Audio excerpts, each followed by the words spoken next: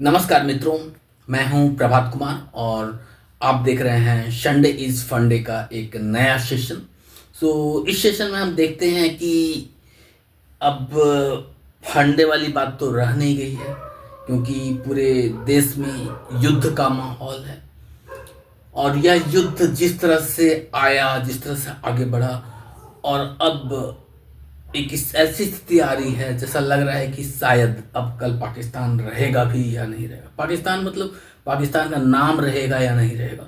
कौम तो रहेगी, हो सकता है कि उसका नाम बदल दिया जाए, उसका कुछ कायाकल्प हो जाए, कुछ चेंज हो जाए, कुछ भी हो सकता है, कोई नहीं जानता है। क्योंकि जिस प्रकार से हमारे राजनेता आज आगे बढ़ रहे हैं, जिस तरह से वो अपने प्रतिशोध दिखा रहे हैं इस आतंकवाद के प्रति, यह एक बहुत ही जायज़ बनता है। क्योंकि हमने बहुत बार उनके आतंकवाद और घुसपैठी वाले प्रकरण को झेला है और उसमें कई जानें गंवाए हैं, और कई बार अपने जो दिन प्रतिदिन की हमारी जो कार्यशैली होती है उसको हमने बाधित कर रखा है। हमारा जीवन अस्त व्यस्त हो गया है।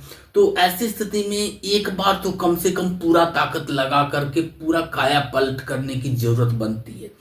तो मैं याद करता हूँ वो क्षण जब मैं एक 9th और 10th क्लास का बच्चा था 2000 ईस्वी में, और उस समय कारगिल युद्ध हुआ था। और जब कारगिल युद्ध हुआ था तो उस समय भी दिन प्रतिदिन खबरें आ रही थी कि हमारे भारत के सैनिक अपनी जान गंवा रहे हैं। और वो जो कारगिल का क्षेत्र था जिसको उन लोगों ने कैप्चर कर रखा था पाकिस्तानियों ने, उसको छुड़ाने के लिए जी जान लगा दी और बहुत मेहनत करके उसे वहाँ से पाकिस्तानियों को भगाया और अपना ध्वज वापस लहराया। तो इस तरह की चीज़ें दोबारा न हो, और जिसके बाद एक बहुत बड़ी ये जो घटना आज घटी हमारे मोदी सरकार के कार्यकाल में, कि इतने घटिया तरीके से भारतीयों को और टूरिस्ट को उन्होंने मार करके गिराया और उनको दिखाया कि वे हिंदू के प्रति कितना गलत भाव रखते हैं। तो हिंदू तो एक ऐसा धर्म है जो सभी धर्मों को सम्मान करता है, सभी को मिलाकर चलने की बात करता है। और ऐसे एक सभ्य सुंदर धर्म का इस कदर नाश करना, इस कदर उनके साथ व्यवहार करना, इसका बहुत बड़ा खामियाजा भुगतना पड़ा। और अब हम यह भी कह सकते हैं कि कल पाकिस्तान रहेगा या नहीं रहेगा, और क्या उसका विलय भारत में हो जाएगा, इसका कोई स्रोत नहीं है, कुछ नहीं कहा जा सकता है। और इसी के साथ मैं अपना एक कविता प्रस्तुत करने जा रहा हूँ जो कि मैंने कारगिल युद्ध के समय लिखी थी। वो जो कविता है आज की डेट में बहुत ही मतलब जो आप कह सकते हैं कि जो हो रहा है आप देख करके कहेंगे कि उसका साक्षी है। मतलब इसी दिन की कल्पना करते हुए मैंने कारगिल के समय में वो कविता लिखी थी कि भविष्य में लड़ोगे तो खदेड़ूंगा तुम्हें अपने ही देश से, कारगिल तुम्हारे लिए एक संदेश है, भारत की शक्ति का संक्षेप है, आशा है भविष्य में युद्ध न लड़ाओगे, वरन भारत माँ के पद तल रौंदे जाओगे। तो देखिए कि मैं इस कविता को आपके सामने पूरी तरह से प्रस्तुत करता हूँ।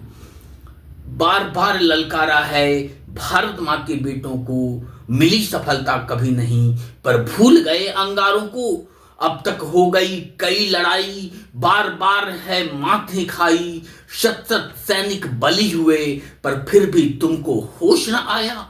किया उपद्रव पुनः तुमने कारगिल में शोला भड़काया, परिणाम नहीं विचारा तुमने जब कारगिल में घुसपैठ कर आया। करके अधीन तुम कारगिल को धोखा से मक्कारी से, अपने ध्वज को तो लहरा दिए भारतीयों के नजरों से बच के।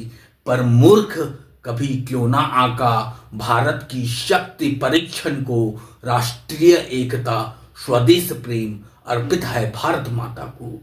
भारतीयों ने शौर्य धैर्य का अद्भुत नजारा दिखलाया, तुमको सीमा से खदेड़ भारत की भूमि मुक्त कराया। 72 में बांग्लादेश से, 99 में स्वदेश से, और भविष्य में लड़ोगे तो खदेड़ूंगा तुम्हें अपने ही देश से। कारगिल तुम्हारे लिए एक संदेश है, भारत की शक्ति का संक्षेप है। आशा है भविष्य में युद्ध न लगाओगे, वरन भारत मां के पद तल रौंदे जाओगे।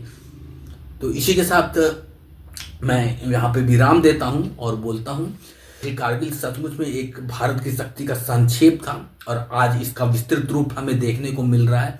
किस तरह से पाकिस्तान के जितने भी अटैक किए गए हैं भारत के ऊपर अब तक, सबको हमने उसको सीज कर दिया, सबको वहीं पर स्टॉप कर दिया, सारे उनके विमान को हमने ध्वस्त कर दिया और कुछ हानि नहीं होने दिया भारत में।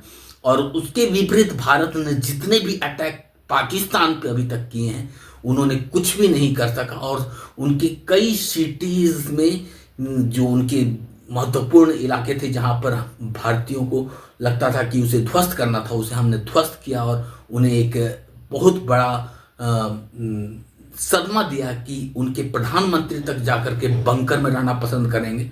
ऐसा हमने सिचुएशंस ला करके खड़ा कर दिया।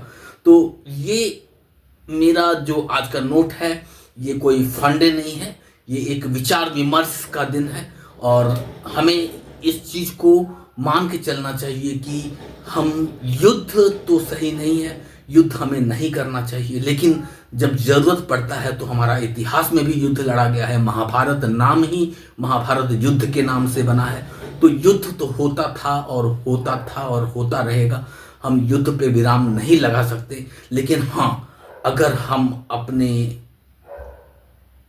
तरफ से कोई भी वातावरण ऐसा बना सके जिससे युद्ध को टाला जा सके और समाधान किया जा सके, तो वाकई हमें वैसे वातावरण बनाने चाहिए। वो वातावरण हम कविता के माध्यम से, वो वातावरण हम अच्छे प्रेम पूर्वक बातचीत के माध्यम से कर सकते हैं। तो मैं हमेशा प्रेम और सौहार्द के माध्यम से एकता और अखंडता को लेकर के सब कुछ को सॉल्व करने के लिए आगे बढ़ते रहता हूँ, चाहे कहीं भी हो। मैं नहीं चाहता कि गाली गलौज और युद्ध का माहौल हो, चाहे वो घर परिवार में हो, चाहे वह बगल वाले पड़ोसी के साथ हो या फिर हमारे नेशंस के बड़े पड़ोसी के साथ हो। तो मैं कभी भी युद्ध का माहौल पसंद नहीं करता हूँ। लेकिन हाँ, जब आतंकवाद जो इतना निष्ठुर है, इतना जिसको सोचने और समझने, जिसका ज्ञान से भरा पड़ा है, उसको समझाने के लिए कुछ नहीं किया जा सकता, तो अंततः हमें युद्ध करना पड़ता है और उसे दिखाना पड़ता है कि जो आतंक बिना डरे फैलाता है उसको डरा करके ही आतंक को रोकना पड़ा और अंततः उसको नस्ते नाबूद करना पड़ता है। तो दैट्स ऑल। तो आज का ज्ञान बस इतना ही था। संडेज फंडे में कोई फन नहीं है, लेकिन सीखने की बहुत सी बातें हैं कि युद्ध जब ज़रूरी हो तो करना पड़ता है। और प्राइम मिनिस्टर जो हैं हमारे मोदी सर, तो वो डेफिनेटली नेशंस को एक ग्रेट हाइट पर लेकर के जाएंगे, मुझे आशा है। उनके इस तरह के रवैये से मैं बहुत ही आश्चर्यचकित हूँ और I hope best for the nation. Thank you.